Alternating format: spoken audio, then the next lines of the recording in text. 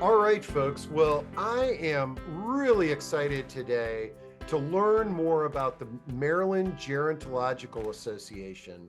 And to do that, we've got Genevieve Waterman, who is the board president, and Joanne Fran. But You got to tell me how to pronounce your name. Francavilla, I'm used to that pause. Francavilla. Yeah, I thought I could say it. You And did. Joanne is the executive director. So first off, thanks for taking some time out of your day to chat with me. But before we dive into Maryland Gerontological Association, also known as MGA, which just like Joanne's last name, I'm probably going to refer to it from here on out as MGA. Let's get to know the two of you. Genevieve, let's start with you. Tell us a little bit about your background and what brought you to MGA. Yeah, well, thank you so much for having us. I am a gerontologist. I've studied aging, and I'm very fortunate. I've gone through Towson University and USC and Mount St. Mary's for my education, and that all of those opportunities landed me in the national nonprofit space. And it was actually a board member that we currently still have on our board who invited me to learn more about MGA and potentially become a board director. And so I joined in 2018 prior to the pandemic. I feel like that's a long time ago, only even though it's only about 6 or 7 years at this point. And since then, I've been on the board since 2018, and then more recently, when we had our former president step down, I had decided to step up and become the board president in May. So we announced that at our last annual conference. And so I'm 6 months into being the board president and really looking forward to the future of MGA. I love it. And Joanne, tell us a little bit about your background and what brought you to MGA. I've been working in nonprofit. I kind of just fell into it in about 2002.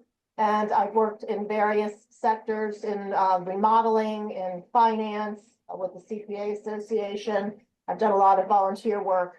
And in 2021, I went out on my own and started my own consulting business, working with various nonprofits. So I'm an association professional by trade. I started working with MGA in November of 2022. And at that point, we were just kind of getting back after the pandemic. It had kind of become dormant. We're a virtual association. So we spent a lot of time in 2023, along with the board members, rebuilding the infrastructure of MGA. So we've launched a website. We are boosting up our social media. We have an email platform. We're hosting many events every month. And last year we built our membership, and now moving into 2025, where we're really focusing on growth, expansion, and rebuilding our membership and our board of directors. I love it. All right. Well, now let's dive into what is MGA and maybe a little bit of the history and who does the organization serve and all that great stuff. Give us an overview. Sure, I'll take that one. So MGA has been around since 1980. So has a long history of providing opportunities for aging services professionals across Maryland. So when you think about aging services professionals, this can be anyone from senior living to those that are working in nonprofit or community-based organizations that are providing direct services. A lot of our members tend to be social workers. So that's part of the mission has really changed to really focusing in on making sure professionals have their advanced knowledge and competency in their trades. So we've focused on social workers and do provide CEUs still to this very day. And with that we've developed an annual conference, and we're going into our 40th annual conference coming up in May. So there's another long history of providing those conferences in person in Maryland. And it's an opportunity because we have statewide members. It's an opportunity to bring everyone together to receive education, but then also to network as well. I love it.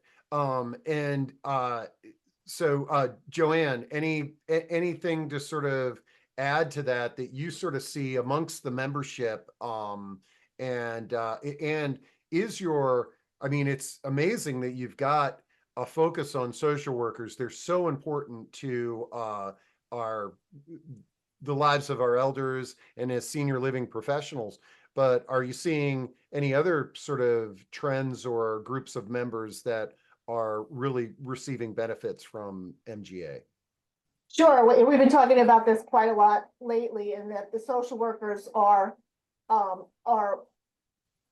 old standing members, but also there's members that service the social workers. So we're getting interest in developing programs for businesses like hospice or home health care agencies that are interested in not only learning opportunities, but in getting to know the social workers and in opportunities to network and be able to be part instrumental in our membership throughout the state. Yeah, I love the fact is that social workers, their job is to listen to their clients and Right. help them learn about resources that are out there. And so with social workers as a solid platform for MGA, it really creates amazing opportunities for you to drive more value to those social workers by Mhm. introducing them to additional resources, and for those resources to get to know and connect with the Mhm. social workers. This is great. Now, um, Genevieve, you had brought up the conference. Tell us a little bit about the conference. This, I'm assuming, we're May 2025, right? Mhm. And Yeah. where is it, and how can we get involved with that? Yeah, so it will be Tuesday, May 20th of 2025.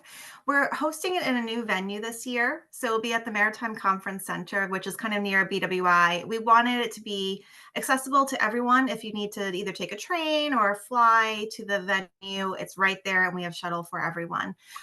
With that expanded space, we realized we were outgrowing our previous space. And so what we are doing this year is we're going to have a main stage and then 2 breakout rooms. And that will give us the opportunity to really expand, address all the issues, and provide topics that are, easily accessible to everyone, but then also just attractive to everyone. We recognize now that since we're expanding our membership, not everyone's going to need a CEU. They're interested in different topics, and this gives them the opportunity to really think about what they'd like to do and how they'd like to customize their day with us.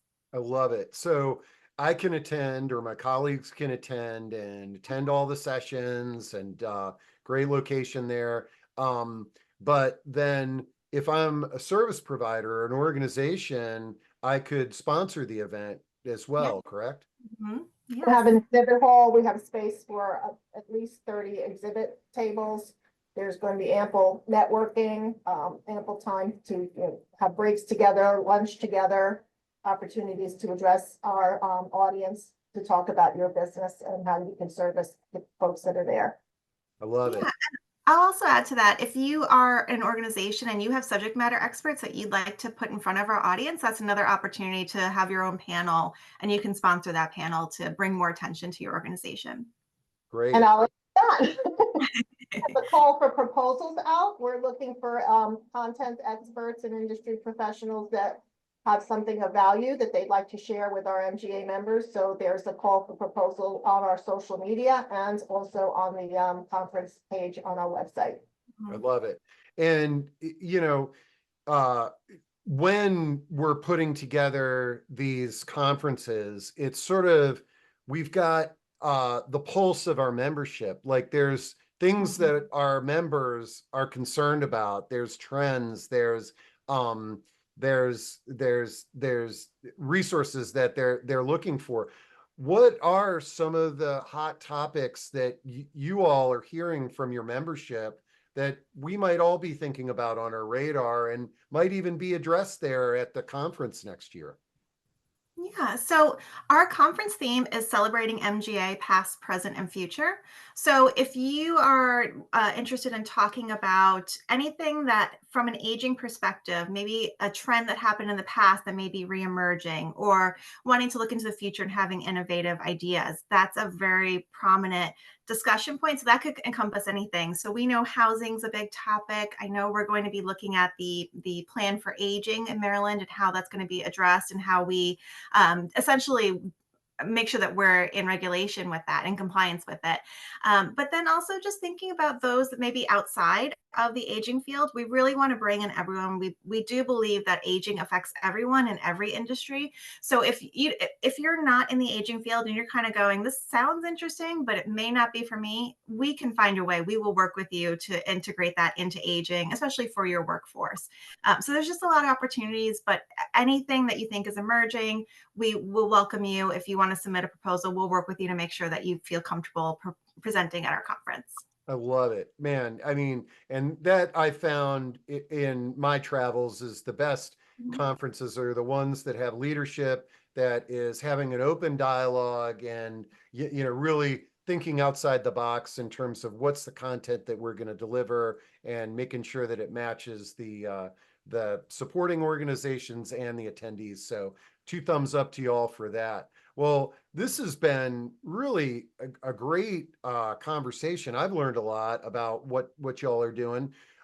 Is there anything else on your radar that we may have not discussed that you'd want the world to know about MGA or otherwise?